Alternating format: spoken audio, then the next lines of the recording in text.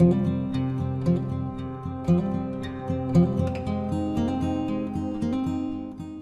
दोस्तों, एडू विशारद YouTube channel पर आपका स्वागत है। आज ये बिल्कुल नया टॉपिक है संधि का, जो बहुत ही इम्पोर्टेंट है हिंदी व्याकरण में। मित्रों, प्रत्येक प्रतियोगी परीक्षा में संधि से संबंधित प्रश्न पूछे जाते हैं, लेकिन आप कक्षा 6वीं से लेकर के कॉलेज तक यूनिवर्सिटी पढ़ चुके हैं, बड़ी बड़ी डिग्री हासिल कर चुके हैं, फिर भी जब प्रतियोगी परीक्षाओं में आप बैठते हैं तो आपको ऐसा लगता है कि कहीं संधि का ये कोई प्रश्न आ जाए और मुझसे न बने। दोस्तों, आज मैं दावा करता हूं फुल कॉन्फिडेंस के साथ कि संधि का इस चैप्टर को आप यदि अच्छे से लगन के साथ पढ़ते हैं तो कोई भी ऐसा शब्द आपको नहीं ऐसा आएगा परीक्षा में कि आपसे न बने। यह किस संधि का है, इसकी संधि पहचानिए, संधि विच्छेद कीजिए। तो आइए इसको हम शुरू करते हैं। तो सबसे पहले हम देखते हैं मित्रों कि संधि क्या है। देखिए, जब दो समीपवर्ती वर्णों के मेल से जो परिवर्तन होता है, जो विकार उत्पन्न होता है, उसको संधि कहते हैं। अब संधि और समास दो चीजें हैं। तो संधि में वर्णों का मेल होता है, दो वर्णों का आपस में मेल संधि में होता है, और समास में शब्दों का मेल होता है। जैसे कि यहां पर देखिए, वाक धन ईस बराबर वागीस हुआ। अब यहां पर वर्णों का मेल हुआ, ये क जो स्वर रहित है और बड़ी ई का मेल होकर के ग हो गया। यहां पर दो वर्णों का मेल हो रहा है, इसलिए ये संधि है। और समास में जैसे राजा का पुत्र राजपुत्र, तो समास में शब्दों का मेल होता है। ये बहुत छोटा सा ये अंतर है, और इस कॉन्सेप्ट को आप हमेशा ध्यान रखिए कि संधि और समास में क्या अंतर है। तो संधि में वर्णों का मेल होता है और समास में शब्दों का मेल होता है। तो यहां पर आप संधि की परिभाषा और संधि समास में अंतर को समझ गए होंगे। अब आइए हम चलते हैं इसके भेद में। तो संधि का जो भेद है, तो मुख्यतः ये तीन प्रकार से, स्वर संधि, व्यंजन संधि और विसर्ग संधि। मित्रों देख लीजिए, स्वर संधि, व्यंजन संधि और विसर्ग संधि। आज मैं पूर्ण रूप से स्वर संधि और उसके भेद पर चर्चा करूंगा। ये जो तीन प्रकार हैं, स्वर संधि, व्यंजन संधि, विसर्ग संधि, तो इस तरह से मैं आपको ट्रिक के साथ बताऊंगा कि आप बिल्कुल भूल ही नहीं सकते हैं। तो स्वर संधि किसे कहते हैं? जब स्वर का स्वर के साथ मेल होता है, स्वर और स्वर दोनों तरफ रहते हैं, ध्यान दीजिएगा। जब स्वर का स्वर के साथ मेल होता है तब स्वर संधि होती है। व्यंजन संधि में क्या होता है? व्यंजन का मेल जब व्यंजन अथवा स्वर के साथ होता है। जैसे मान लीजिए कि यहां पर आप देखिए, दिक धन गज बराबर दिग्गज। यहां पर क जो यहां पर ये हलंत लगा हुआ है, इसको हल बोलते हैं, ये लगा हुआ है। जब यह जो स्वर सहित है अर्थात पूर्ण रूपेण व्यंजन है, इसका मेल जब इस व्यंजन के साथ हो रहा है, ग के साथ हो रहा है, तो यहां पर ग निर्मित हुआ, दिग्गज बना। तो व्यंजन संधि किसे कहते हैं? जब व्यंजन का मेल व्यंजन और स्वर दोनों के साथ, व्यंजन अथवा स्वर के साथ होता है। लेकिन ये बिल्कुल कन्फर्म है कि प्लस के इधर जब हम संधि विच्छेद करते हैं तो व्यंजन ही रहेगा। आइए हम विसर्ग संधि देखते हैं। तो जब विसर्ग का मेल स्वर अथवा व्यंजन के साथ होता है, जब विसर्ग का मेल, विसर्ग किसे कहते हैं? ये जो दो बिंदु आती हैं, इस तरह से ये दो बिंदु, इसको हम विसर्ग बोलते हैं। इनका जब मेल स्वर अथवा व्यंजन के साथ होता है, जैसे निधन आहार, निधन आहार बराबर हुआ निराहार। तो ये तो हुआ संक्षिप्त थोड़ा सा इसके जो प्रकार हैं, संधि के तीन प्रकार हैं, स्वर संधि, व्यंजन संधि, विसर्ग संधि। याद कर लीजिए, स्वर संधि, व्यंजन संधि और विसर्ग संधि। जब दो स्वरों का मेल होता है, स्वर का स्वर के साथ मेल होता है तो स्वर संधि होता है। जब व्यंजन का मेल व्यंजन अथवा स्वर के साथ होता है तो व्यंजन संधि होती है। और जब विसर्ग का मेल स्वर अथवा व्यंजन के साथ होता है तो विसर्ग संधि होती है। अब बहुत आसानी से तीनों में हमको पहचानना हो तो हम पहचान सकते हैं। जैसे जब हम देख लें, जब हम संधि विच्छेद करते हैं उस शब्द का, और देख लीजिए कि दोनों तरफ स्वर हैं, इधर भी स्वर है इधर भी स्वर है, तो स्वर संधि होगी। बिल्कुल आप मार दीजिए कि यह स्वर संधि है। आप विच्छेद करिए शब्द का, एक तरफ जब व्यंजन आ जाए, और व्यंजन को पहचानने का सबसे आसान तरीका है कि जो भी अक्षर रहेगा यहां पर हलंत आएगा, तब उसको हम मानेंगे व्यंजन। ऐसे तो यहां भी कह सकते हैं कि धर्म, धन, अर्थ, जैसे लिखा हुआ है ना, ये धर्म यहां पर लिखा हुआ है, धन, अर्थ। अब आप कह दीजिए कि म व्यंजन है, ऐसा नहीं है। अभी हम वर्ण विन्यास आगे आपको समझाएंगे। जब इसका वर्ण विन्यास म का हम करते हैं, यहीं पर हम देख लेते हैं। जैसे कि मान लीजिए कि यहाँ पर धर्म लिखा हुआ है, ये धर्म प्लस अर्थ है। अब यहाँ पर कैसे स्वर स्वर का मेल हो रहा है आप देखिए, यहाँ पर ये जो म है तो म में हलंत प्लस अ आएगा, प्लस अ। अब ये जो दोनों अ हैं, ये और ये अ मिल करके क्या हो गया, बड़ा आ, तो बन गया ये धर्मार्थ। अब यहां पर देखिए, जब व्यंजन संधि में एक तरफ व्यंजन होता है, इसी तरह से विसर्ग संधि में जब हम जाएंगे तो इसका जो पहचानने की ट्रिक है, तो विसर्ग आप पाएंगे। जो भी अक्षर रहेगा उसके आगे दो इस तरह से बिंदु आएंगे जिसको हम विसर्ग बोलते हैं। अब तो आप बिल्कुल पहचान जाएंगे कि स्वर संधि है कि व्यंजन संधि है, विसर्ग संधि है। होता यह है कि प्रतियोगी परीक्षाओं में अब स्वर संधि के जो भेद हैं, 5 भेद हैं, तो इनमें से पूछता है कि यह कौन सा भेद है। उसमें बहुत ही कठिनाई होती है और आप कक्षा 6वीं से लगभग पढ़ रहे हैं इसको और कॉलेज तक पहुंच गए हैं, प्रतियोगी परीक्षाओं की तैयारी कर रहे हैं, परीक्षा में बैठते हैं, ये शब्द आते हैं, आपसे बनते नहीं हैं। आप बिल्कुल आप ध्यान से देखिए, आज ट्रिक गलती बिल्कुल नहीं होगी। यहाँ पर देखिए, अगला चलते हैं हम स्वर संधि। इसके जो भेद हैं 5 हैं, बिल्कुल याद कर लीजिए। ये 5 हैं, दीर्घ हो, दीर्घ संधि है, गुण संधि है, वृद्धि संधि है, यण संधि है और अयाद संधि है। अभी आपको बहुत कठिन लगता हो, कैसे हम पहचानें दीर्घ है कि गुण है कि वृद्धि है कि यण है कि अयादि है। लेकिन अभी आपको अभी का अभी, ऐसा नहीं है कि अभी आप पढ़ने के बाद में किसी किताब में देखें। किताब में तो सब कुछ लिखा है, शुरू से ही हम पढ़ते आ रहे हैं, किताब में लिखा हुआ है। लेकिन अभी आप अभी का अभी इसके कॉन्सेप्ट को क्लियर करेंगे और समझ जाएंगे कि इनमें से दीर्घ है कि गुण है कि वृद्धि है कि यण है कि अयादि है। और मैं दावे के साथ कहता हूं कि यदि आप ध्यान से लगन के साथ इसको पढ़ रहे हैं तो आज का आज, अभी का अभी, इसी समय आपको समझ में आ जाएगा कि यह शब्द दीर्घ का है कि गुण का है कि वृद्धि का है कि यण का है कि अयादि का है। तो देरी किस बात की, चलिए आगे हम चलते हैं। यहां पर हम आ जाते हैं, ये पहला जो हमारा दीर्घ संधि है। ध्यान से देखिए, दीर्घ संधि कैसे पहचानेंगे। दीर्घ का अर्थ क्या होता है, दीर्घ का अर्थ होता है बड़ा। दीर्घ का अर्थ क्या होता है, बड़ा बड़ा। ह्रस्व या दीर्घ दो प्रकार के होते हैं हमारे ना वर्ण, जैसे अ आ ई अ आ। यहां पर अ हमारा ह्रस्व है और आ दीर्घ है। यहां पर आप समझ लीजिए इसको पहले। यहां पर जैसे अ बोलते हैं और आ बोलते हैं, ई बोलते हैं और बड़ी ई बोलते हैं। ये जो अ है ह्रस्व है, ह्रस्व का अर्थ होता है छोटा, बड़ा आ ये दीर्घ है, ह्रस्व है ये दीर्घ है। तो दीर्घ संधि अर्थात जब दो वर्णों का मेल होगा तो परिणाम में हमेशा बड़ा बनेगा, बड़ी मात्रा का वर्ण दीर्घ।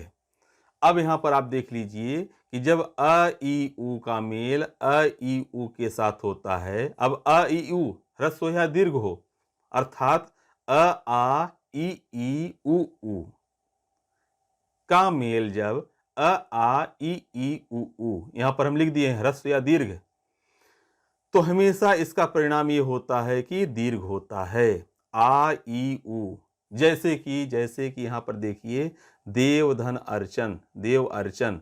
अब यहां पर जब व अर्थात व में असमाहित है, जब वर्ण विन्यास करेंगे, यहां देख लीजिए हमने यहां पर देव का पूरा लिख दिया है। वर्ण विन्यास, वर्ण विन्यास का अर्थ क्या होता है, जो हमारा शब्द है तो उसके प्रत्येक वर्ण को अलग कर देना। इसके पहले आप वर्ण और अक्षर में अंतर पढ़ चुके हैं, मैं अच्छी तरह से बताया हूं।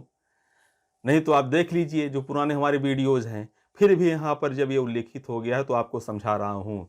जैसे कि मान लीजिए यहाँ पर राम शब्द है, यहाँ पर राम है, और कोई आपसे पूछता है कि इसमें कितने अक्षर हैं, इसमें 2 अक्षर होंगे, एक रा होगा और एक म होगा, लेकिन कितने वर्ण हैं। जब वर्ण की बात आएगी तो वर्ण पहचानने के लिए हम वर्ण विन्यास करते हैं। जैसे राम का वर्ण विन्यास करेंगे, र हलंत प्लस बड़ा आ प्लस यहाँ पर म में हलंत प्लस छोटा अ। आप यहाँ देख लीजिए 1 2 3 4, 4 वर्ण हुए, कुल 4। राम में 4 वर्ण हैं और 2 अक्षर हैं। तो हम वर्ण पहचानने के लिए उस शब्द में जो हमारे अक्षर हैं उसको वर्ण विन्यास करते हैं, अलग अलग वर्णों में विभाजित करते हैं। तो जब हम देव का वर्ण विन्यास यहाँ पर करेंगे तो द हलंत प्लस ए, यहाँ ए की मात्रा स्वर को अलग करेंगे, प्लस यहाँ पर व ये है हलंत लगा के, प्लस यहाँ पर हम लिखेंगे अ, ये जो बड़ा सा प्लस लिखा हुआ है ये यहाँ पर है ये, और अर्चन, अर्चन का वर्ण विन्यास ये है। वर्ण विन्यास का भी प्रश्न आता है प्रतियोगी परीक्षा में, वर्ण विन्यास भी पूछा जाता है, किसका वर्ण विन्यास, सही वर्ण विन्यास कौन सा है, इसमें कितने वर्ण हैं, इस वर्ण विन्यास को मिलाकर के कौन सा शब्द बनेगा। यदि मित्रों आपका कॉन्सेप्ट क्लियर हो जाता है, आप अच्छी तरह से समझ जाते हैं, तो प्रश्न कैसे भी घुमा फिरा करके पूछे आप उसका उत्तर समझ ही जाएंगे, आपसे बन जाएगा। तो सबसे पहले मुख्य बात यह है कि आप उसको समझ लें। प्रश्नों के तो कई प्रकार हो सकते हैं, तो यदि आप उस टॉपिक के कॉन्सेप्ट को अच्छी तरह से समझे हैं तो निश्चित तौर पर उत्तर आपसे बन जाएगा। यहां पर देखिए अर्चन का वर्ण विन्यास मैंने लिख दिया। अब यहाँ पर लास्ट वर्ण जो है देव का तो अ आया है, और यहाँ पर अर्चन का ये अ है, दोनों अ मिलकर के बड़ा आ हो गया, अर्थात दीर्घ हो गया। तो दीर्घ हो गया तो यहाँ पर देवार्चन हो गया, बड़ा वा, देवधन अर्चन बराबर देवार्चन। इसी तरह से कविधन इंद्र बराबर कवींद्र, लघुधन उत्तर बराबर लघुत्तर होगा। दीर्घ संध बिल्कुल पूरी तरह से बन जाएगा। 3 वर्ण याद रखिए आप, अ ई उ, ह्रस्व हो अथवा दीर्घ हो। अ ई उ का जब मेल अ ई उ से होता है तो हमेशा आ ई उ होता है, दीर्घ होता है। बिल्कुल पूरी तरह से कॉन्सेप्ट को क्लियर कर लीजिए। दीर्घ का अर्थ होता है बड़ा। जब इन वर्णों का मेल अ ई उ ह्रस्व या दीर्घ का मेल जब अ ई उ ह्रस्व अथवा दीर्घ से होता है तो हमेशा दीर्घ होता है। हमारा जो अक्षर आ, बड़ा आ, बड़ी ई, बड़ा उ होता है। नेक्स्ट हम चलते हैं, अभी आप और अच्छे से समझ जाएंगे इन शब्दों को देख करके। दीर्घ संधि के देखिए ये शब्द हैं, वीरांगना, वीरांगना बड़ा रा, नवागत, रेखांश, महानंद, रवींद्र, गिरीश, योगींद्र, नारीश्वर, भानुदय, साधुर्जा। यहाँ पर बड़ा ऊ देखिए, बड़ा आ है वीरांगना, वीरांगना यहाँ पर बड़ा रा, नवागत बड़ा वा, रेखांश, महानंद, रवींद्र, रवि व में छोटी की मात्रा, रविधन इंद्र बराबर रवींद्र, गिरिधन ईश बराबर गिरीश। इसी तरह से योगी धन इंद्र बराबर योगींद्र, है ना। नारीश्वर भानुदय, भानुधन उदय बराबर भानुदय हो जाएगा, भानु छुटाव की मात्रा जब छुटाव से होता है भानुदय। साधुर्जा, मधुत्सव, वधूर्म, सरयूर्म, भूष्मा। तो इसकी ट्रिक जो है, ये ट्रिक है, इसको आप याद रखिए। दीर्घ का अर्थ होता है बड़ा, तो जब आ ई उ ये जो वर्ण हैं, जब दीर्घ में इसके परिणाम स्वरूप जब ये वर्ण बनते हैं तो दीर्घ स्वर संधि होती है। अभी तो आपको ये बिल्कुल समझ में आ गया होगा। जब ये पांचों आप समझ लेंगे, दीर्घ, गुण, वृद्धि, अयादि, तो एक नज़र में एट ए ग्लांस में दिखाऊंगा चार्ट बना करके, तो आपको फिर कॉन्सेप्ट अच्छी तरह से क्लियर हो जाएगा। लेकिन अभी आपको समझते चलिए। और हाँ, यदि मान लीजिए आपको समझ में नहीं आ रहा है, किसी भी शब्द में समस्या है, तो कमेंट बॉक्स में आप लिख करके बताइए, निसंकोच लिखिए, मैं उसका उत्तर बताऊंगा। कोई दूसरा शब्द है आपको समझ में नहीं आ रहा तो उसको आप पूछिए, बताइए। और इसके पहले आगे हम बढ़ें तो हमारे इस चैनल को आप सब्सक्राइब करिए। सबसे पहले सब्सक्राइब करने के बाद बेल आइकॉन को प्रेस करिए और ऑल पर क्लिक करिए, जिससे कि जो भी वीडियो हम अपलोड करें तो उसके आप अपडेट्स हो जाएं, अर्थात आपको नोटिफिकेशन मिल जाए, आप समझ जाएं कि नया वीडियो आया है नए टॉपिक पर, आप पढ़ पाएं। बहुत अच्छा अवसर है कि आप पूरा हिंदी व्याकरण एक ही मंच पर, एक ही जगह, प्रत्येक टॉपिक को अच्छे से समझ रहे हैं। और मैं वादा करता हूं मैं समझाऊंगा।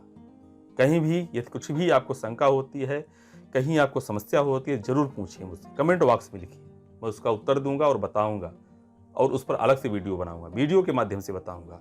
और हाँ, इसके बाद इस वीडियो को आप शेयर कीजिए। शेयर इसलिए कीजिए कि दूसरे विद्यार्थी लाभान्वित हो सके।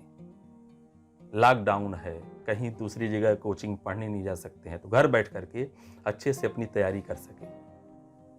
बेरोजगारी बहुत है, तो रोजगार की तलाश में परीक्षा देना पड़ता है। तो आप शेयर करेंगे तो लाभान्वित होंगे, उनको लाभ पहुंचेगा। ये आपका उपकार होगा, परोपकार है ये। और लाइक करिए और मुझे बताइए कि यह मेरा पढ़ाया हुआ आपको कितना समझ में आ रहा है अथवा नहीं आ रहा है। नेक्स्ट चलते हैं दीर्घ संधि के बाद। यहां पर अगला हम आते हैं गुण संधि पढ़ने से पहले गुण, वृद्धि, यण और अयादि। दीर्घ तो हो गया, तो एक ट्रिक यहां पर हम बताते हैं, इसको आप बिल्कुल समझ लीजिए और बहुत ही सरल ट्रिक है। इस ट्रिक के माध्यम से आप फटाफट समझ जाएंगे कि यह गुण है कि यण है कि अयादि है कि वृद्धि है, कौन सी स्वर संधि है। ट्रिक ये है कि जब आप छोटे थे, पहली में थे, तो इसी क्रम से तो आपने स्वर वर्णमाला को आपने याद किया था। अ, आ, ई, उ, री, ए, आए, ओ, आओ, बिल्कुल क्रम से है, क्रमशः है। जब आप पहली कक्षा में थे तो इसी तरह से वर्णमाला को याद किए थे। अ, आ, ई, उ, री, ए, आए, ओ, आओ। अब इसको 3 भागों में हम विभाजित करते हैं। अब ध्यान दीजिए, आ इसको हम मानते हैं ये पहला सेट है, ए मानते हैं इसको, ई से लेकर के री तक को, यहां तक इसको बी मानते हैं, और ए, आए, ओ, आओ इसको हम सी सेट में मानते हैं। 3 सेट हमारे तैयार हो गए। थोड़ा सा ध्यान देंगे, बिल्कुल सरल है, याद तो हो ही जाएगा आ से लेकर के ओ तक। तो कैसे इसको विभाजित करेंगे यहां पर आप समझ ही रहे हैं। अब देखिए बहुत ही सरल है कि किसका मेल किससे होता है। तो गुण संधि में यहां पर ये चारों का हम बता दिए हैं, अभी इसका हम विस्तृत वर्णन आगे करेंगे। तो जो हमारी गुण संधि है, गुण संधि में ए प्लस बी, अर्थात ए का तात्पर्य क्या है, आ। यहां पर फिर से हम बता रहे हैं, अ अथवा आ, ये हुआ ए, प्लस बी मतलब ई अथवा बड़ी ई अथवा छोटा ऊ अथवा बड़ा ऊ अथवा री। गुण संधि में इनका और इनका मेल होता है। अभी तो इतना आप समझिए, इतना कॉन्सेप्ट क्लियर कीजिए। इसी तरह से जो वृद्धि संधि है ए प्लस सी, ये तो याद हो जाएगा। पहले तो ये पांचों आप क्रम से याद कर लीजिए, दीर्घ, गुण, वृद्धि, यण, अयादि। दीर्घ, गुण, वृद्धि, यण, अयादि, ये बिल्कुल याद होने चाहिए। संधि के प्रकार 3 हैं, स्वर, व्यंजन, विसर्ग। फिर स्वर संधि की ये 5 प्रकार हैं, इसके 5 भेद हैं। कौन कौन से, दीर्घ, गुण, वृद्धि, यण, अयादि। तो दीर्घ तो आपको समझ में आ गया, दीर्घ का अर्थ होता है बड़ा। क्या बड़ा, आ, बड़ा आ, बड़ी ई, बड़ा ऊ। अब यहां पर गुण में आइए, गुण में ए प्लस बी अच्छे। अब ये कैसे, अभी हम इसको बिना लिखे हुए, ये जो है ना 3 जो हमारे ये अलग अलग स्लॉट में हम लिख दिए हैं, इसको बिना बताए लिखते, ये तो किताब में भी लिखा हुआ है। और ऐसे आप शुरू से ही बहुत बचपन से ही पढ़ते चले आ रहे हैं, पढ़ते हैं, देखते हैं और भूल जाते हैं। लेकिन इसको याद करने के लिए आपके मस्तिष्क में हमेशा रहे, किसी भी प्रतियोगी परीक्षा में आप बैठें तो तुरंत देखते ही आप समझ जाएं उसके विच्छेद को कि यह इसका भेद है, ये गुण है। वृद्धि में ए प्लस सी अर्थात आ, यहां पर देख लीजिए विस्तृत रूप से, अ अथवा बड़ा आ का जब मेल सी में क्या है, ए अथवा ऐ अथवा ओ अथवा आओ, इनसे जब मेल होता है वृद्धि संधि। यण संधि में क्या होता है, बी प्लस भिन्न स्वर। बी में क्या है, बी में ई, उ, री का जब मेल इनके अलावा भिन्न स्वर अर्थात इन स्वरों के अलावा, किनके अलावा, ई, उ, री के अलावा किसी दूसरे के साथ यदि होता है तब वहां पर यण संधि होगा। अयादि में सी प्लस भिन्न स्वर। कितना सरल है, बिल्कुल। पहले आप क्रम से याद कर लीजिए, दीर्घ, गुण, वृद्धि, यण, अयादि, 5 याद हो गए। अब दीर्घ का अर्थ होता है बड़ा। क्या बड़ा, बड़ा आ, बड़ी ई, बड़ा ऊ। गुण में आ जाइए, गुण ए प्लस बी, इसके बाद वृद्धि ए प्लस सी, फिर यण संधि बी पहले आता है बी में, बी प्लस भिन्न स्वर, अयादि में सी प्लस भिन्न स्वर। बहुत छोटी सी ट्रिक है, बहुत जल्दी आपको याद हो जाएगा। अब इसी ट्रिक का सहारा लेकर के आइए हम चलते हैं गुण संधि में। अभी का अभी आप कॉन्सेप्ट क्लियर कीजिए गुण संधि का।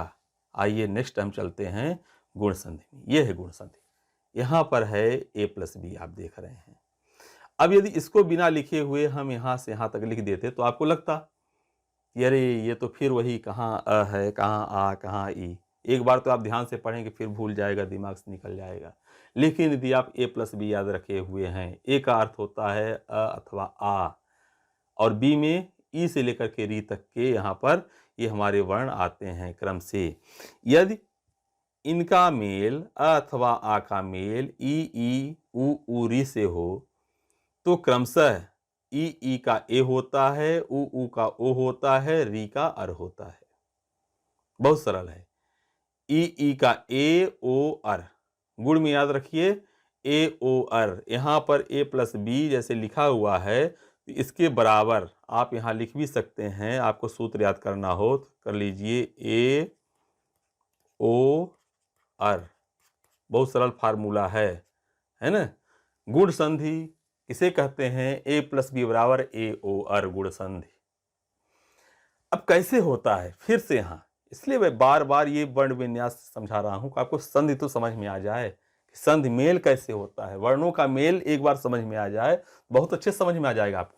जैसे मान लीजिए कि यहाँ पर ये शब्द है नर धन इंद्र बराबर नरेंद्र।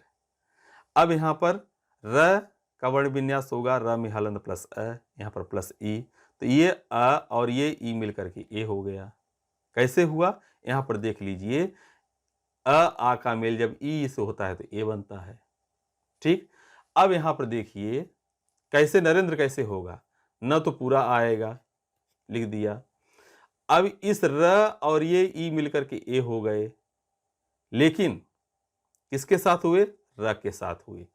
तो र लिख करके र तो पूरा आएगा, यहां क्लियर भी आप कर लीजिए। र में हलंत ये बचा हुआ है, मेल किसका हो रहा है? आ का हो रहा है। तो र न र और यहां पर ए लिख लीजिए आप,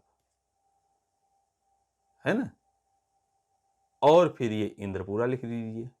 तो ई का भी मेल ए से हो गया है, ई हट जाएगा, ई यहां से चला गया, लुप्त हो गया, तो क्या बचा? ये बचा। अब ये थोड़ा सा अटपटा दिख रहा है, लेकिन इसका अर्थ होगा, देखिए न र और ए है तो ए की मात्रा और ये नरेंद्र। यदि इसको आप समझ गए इस तरह से इन सब चीज़ों को, तो आप बहुत अच्छे से संधि को समझ जाएंगे, तत्काल समझ जाएंगे, कहीं भी आपको समस्या नहीं होगी। इसी तरह से वीर धन उचित बराबर वीरोचित, महाधन ऊर्जा बराबर महोर्जा, देवधन ऋष बराबर देवर से। अब एक नज़र हम देखते हैं जो हमारा ये गुण संधि है, तो गुण संधि के जो कितने प्रकार के शब्द होते हैं, कुछ शब्दों को देखते हैं। जैसे कि सत्येंद्र, परमेश्वर, महेंद्र, यथेष्ट, राकेश, परोपकार, जलोर्मी, महोदय, गंगोदक, महोष्मा, सप्तर्षि और महर्षि। अब इसका ट्रिक क्या है? कोई भी शब्द परीक्षा में आता है तो एक ही नजर में आप समझ जाए कि यह गुण संधि है। कैसे आप समझेंगे?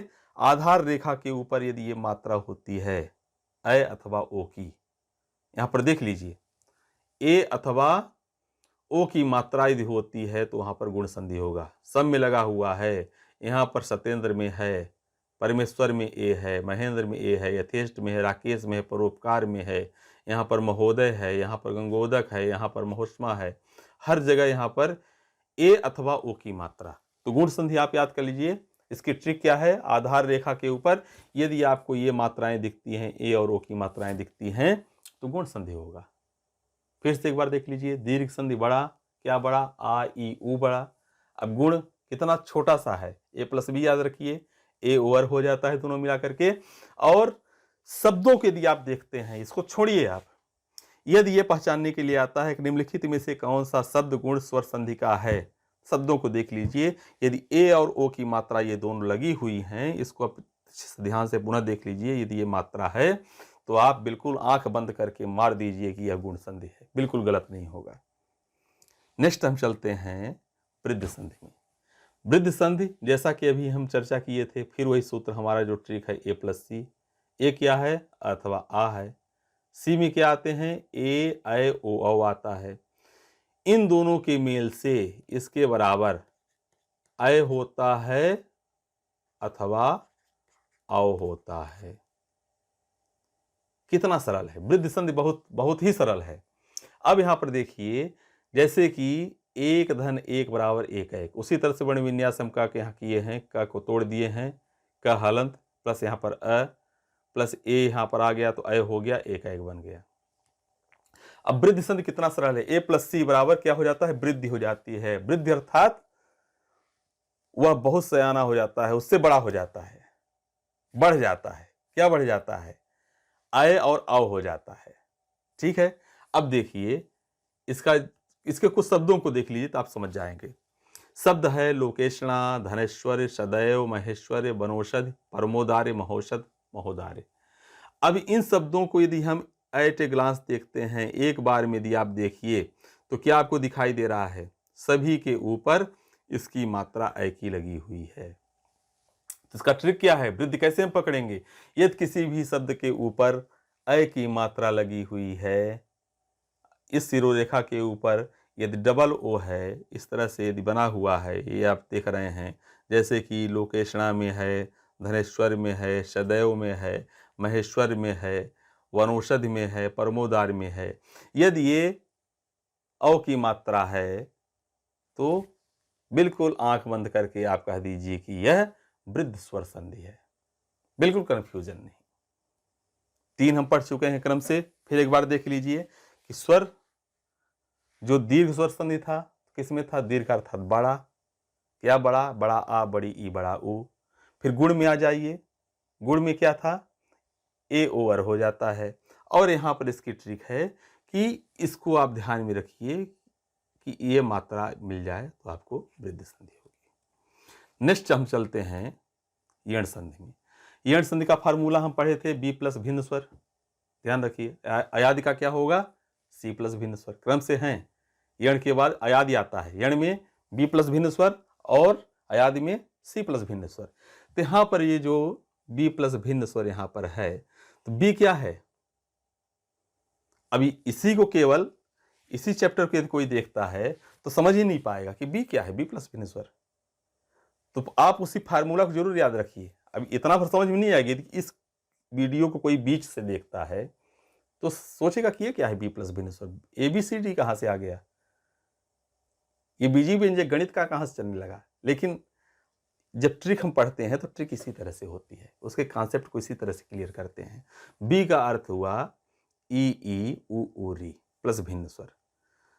इनका जब मेल होता है तो क्या परिवर्तन होता है, क्या विकार उत्पन्न होता है, ई का य हो जाता है, उ का व हो जाता है, री का र हो जाता है। य व र याद रखिए, यहां पर आप लिख लीजिए य व और र, 3 अक्षर।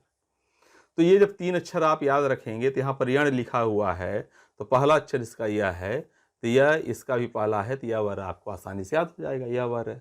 अब देखिए कैसे इसमें होता है, शब्द एक हम देखते हैं, अतिधन अधिक बराबर अत्यधिक, और उसी तरह से यहाँ पर पूरा क्लियर ये मैं समझाया हुआ हूँ कि किस तरह से इसका परिवर्तन हो गया। अब एक नज़र आप यहाँ पर डालिए, आप इन सभी शब्दों को देखिए तो अभी आपको यण संधि समझ में आ जाएगी। शब्द कैसे हैं, यद्यपि, इत्यादि, अत्याचार, उपर्युक्त, प्रत्युपकार, न्यून, दिव्यागमन, स्वच्छ, अन्वय, स्वागत, पितृनुमति, मात्राज्ञा और मातृक्षा।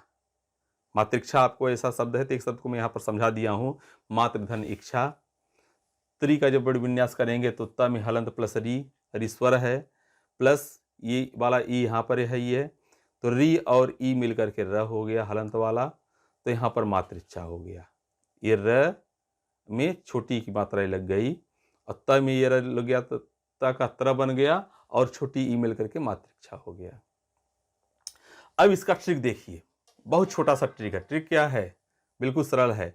य व र के साथ अधूरा शब्द, जहां कहीं भी य व र के साथ कोई अधूरा शब्द लगा हुआ है, अधूरा यहां पर अक्षर कर लें, ये शब्द को हटा करके अक्षर कर लें तो अच्छा रहेगा, अधूरा अक्षर।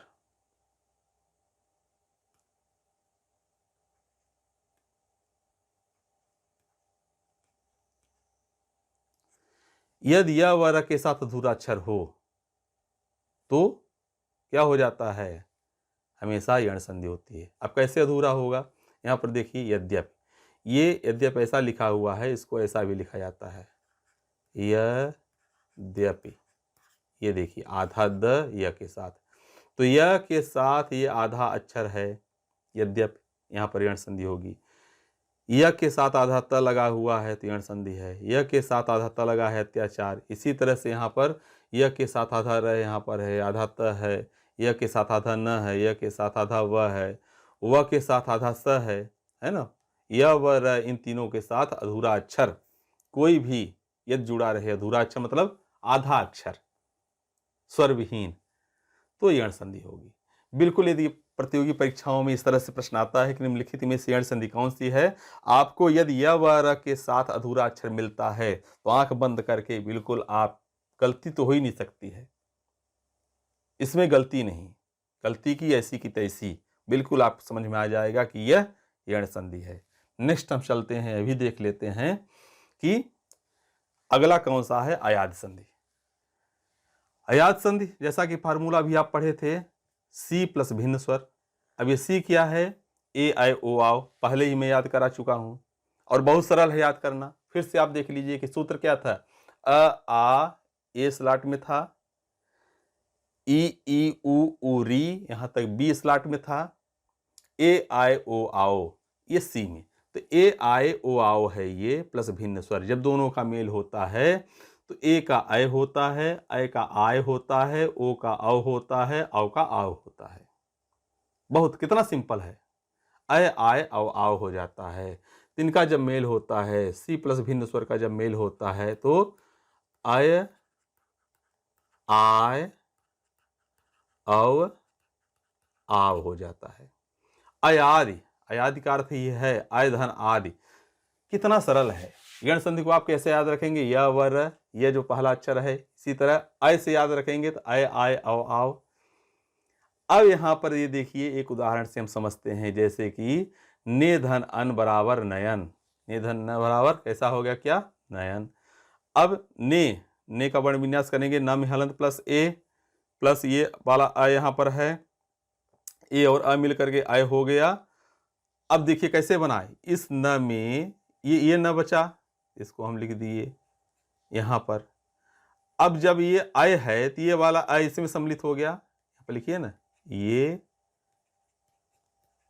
अय और न, यही बनेगा ना। यहां पर देखिए न हलंत, ये यहां पर ये खाली लिख दिए, अय बन गया ये, और आ तो इसी में समाहित हो गया था, बचा ये न, तो यहां पर न लिख दिए।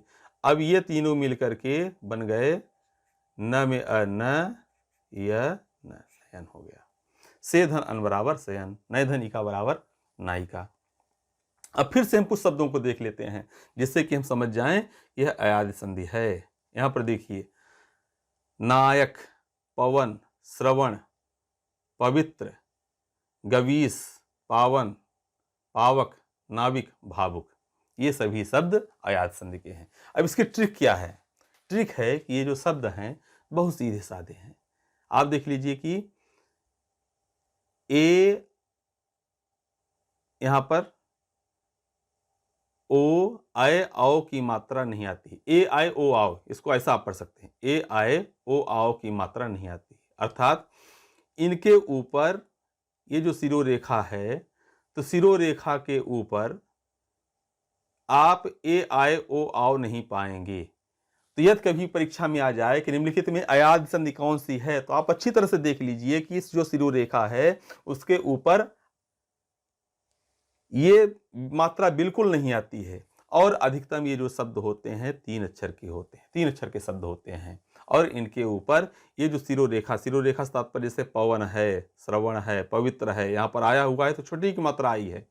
गवीस में यहाँ पर देखिए शिरोरेखा के ऊपर बड़ी की मात्रा आई है, लेकिन ए आय ओ आओ की मात्रा नहीं आई है। तो जब ए आय ओ आओ की मात्रा न आए तो आप आंख बंद कर कह सकते हैं कि यह अयाद संधि है। बिल्कुल मत भूलिए, अयाद संधि अर्थात लगभग अधिकतम 3 अक्षर का शब्द होता है और शिरोरेखा के ऊपर बिल्कुल पूरी तरह से ए आय ओ आओ की मात्रा नहीं होती है, तो हम समझ जाएं कि वह अयाद संधि है, एक बिल्कुल झटके में।